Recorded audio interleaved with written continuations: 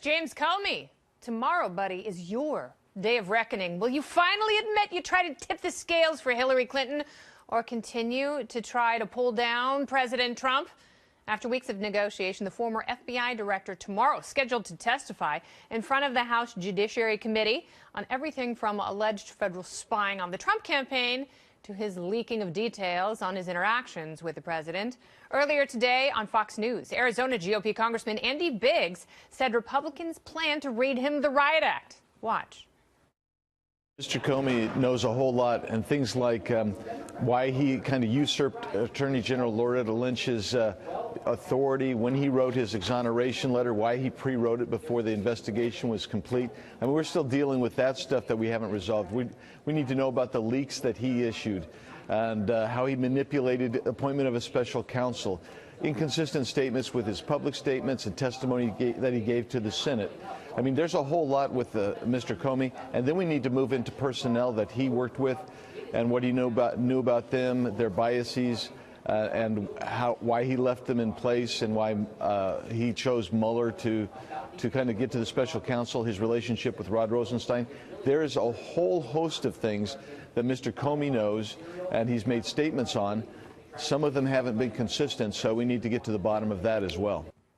Congressman Biggs will be among those questioning Comey tomorrow. The former FBI director claims he wanted the hearing to be public, but it won't be. Instead, we're going to get a transcript on Saturday, and in a tweet, he explained why, saying, quote, "Grateful for a fair hearing from judge. Hard to protect my rights without being in contempt," which I don't believe in.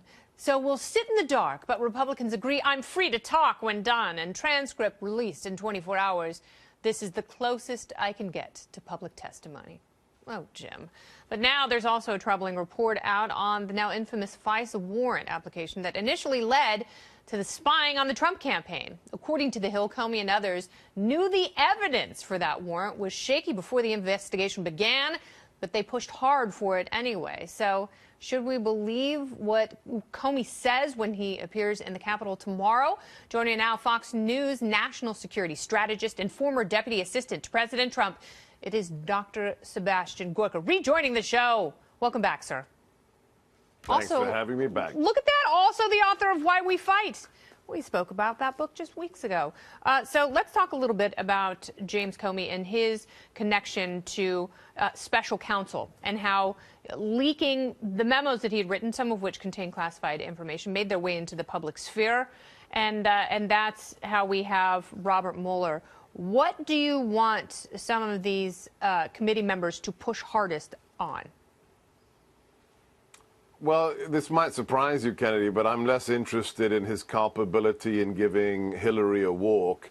I think we have to concentrate on the crimes that this man committed when he knowingly leaked the briefing that he gave to the president-elect, President Trump, to his friend, who was not only a so-called professor, but we now find was a special employee of the FBI, and leaking that private briefing to the Washington Post, then afterwards taking what he deemed to be his private notes, but that he had written on a government laptop on government time and treating those as if they were personal. This man has all kinds of things to answer for, not even starting to discuss his culpability with the botched investigation of Hillary. Well, it was a rather abrupt ending to the Hillary investigation when the Trump investigation began, and there are several outstanding questions, particularly with Christopher Steele. And how do they know? Because if that was the basis for this FISA warrant and the application that the FBI put forward, how do they know that Christopher Steele wasn't gathering some of the information from Russian agents illegally? Well, look, not only that, if John Solomon's reporting today is accurate, this individual, the former director of the FBI, is in serious legal jeopardy because he is inside that email chain of communications whereby the DOJ and the FBI recognize how dubious the Steele dossier is before they applied for the FISA warrant to spy on the Trump campaign, which means James Comey knew that there was exculpatory evidence that file should never have been used for a surveillance warrant.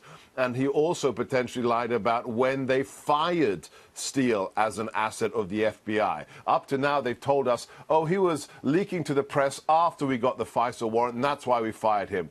John Solomon says, wrong. That's a lie. But that couldn't possibly be true, because it was those press reports that were also the basis for the FISA warrant, right, which, you know, creates this circular reasoning. The FBI, on its face with basic investigation, should have seen that and nixed the whole thing. They knew that. You know, one of the questions that I think they should press James Comey on is, what role did Bruce Orr play in all of this? Yes. And when?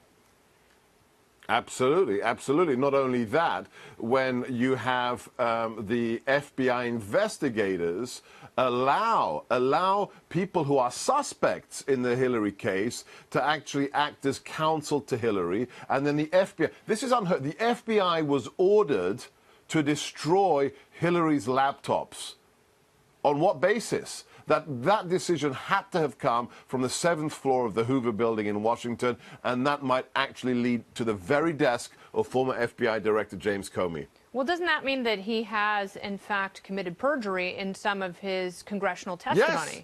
Well, if Yes, that's the case, and so now we're hearing that when Democrats take over these critical committees, including the Intelligence and Judiciary Committees, that they are going to hand over some of the testimony of Jared Kushner and Donald Trump Jr., among others, so Robert Mueller and his team can look for inconsistencies. If that's the case, isn't it fair that they do the same thing with James Comey and some of his testimony? Absolutely. Let's find out who committed perjury, including former DNI Clapper. And also, the biggest question of all, Kennedy, is when did the surveillance operation on the Trump campaign begin? Who initiated it? Because right now, if you follow the writing of Lee Smith, of Sarah Carter, of John Solomon, it looks as if John Brennan, with an international sting, remember that Australian diplomat and Papadopoulos, started the whole chain and then told James Comey to open a file here in America. If that's the case, the perjury is all over the map. CIA, FBI, DOJ.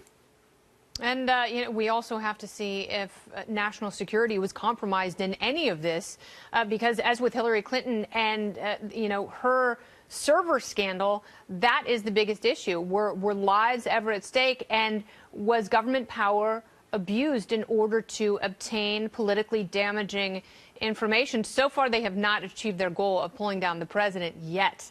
They're still working furiously to connect those dots, and we will keep our eyes on all of it. Thank you, Dr. Gorka.